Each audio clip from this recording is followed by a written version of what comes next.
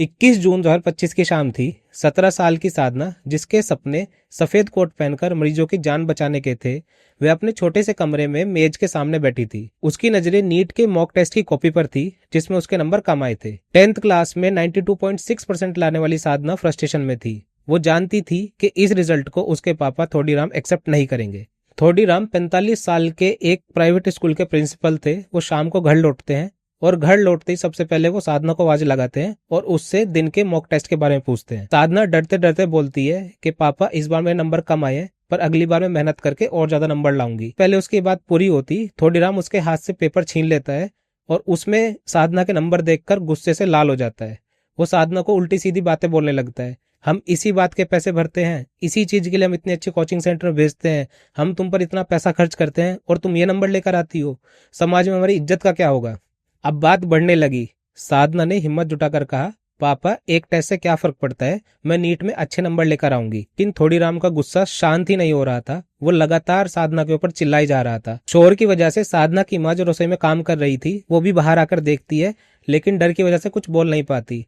पर साधना भी अब अपना आपा खोने लगती है और चिल्लाकर बोलती है कि पापा, आप कौन सा कलेक्टर बन गए, आपके भी तो कभी नंबर कम आए होंगे।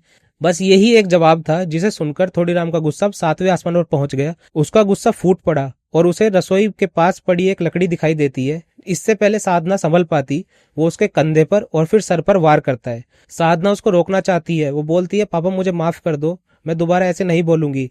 पर थोड़ीराम बिल्कुल भी रुकने को तैयार नहीं था और लगातार साधना को मारने लगा। हर एक वार के साथ साधना की चीख अब कम होने लगी थी।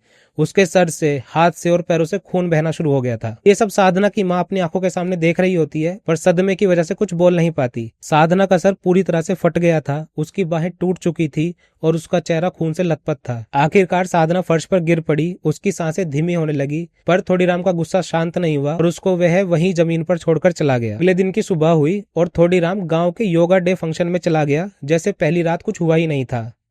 साधना की माँ, जो रात भर अपनी बेटी की हालत देखकर टूटी थी, वह साधना को लेकर सांगली के उस्काल अस्पताल पहुंची। साधना की सांसें मुश्किल से चल रही थी, उसका चेहरा सूजा हुआ था और सिर से खून रिस रहा था।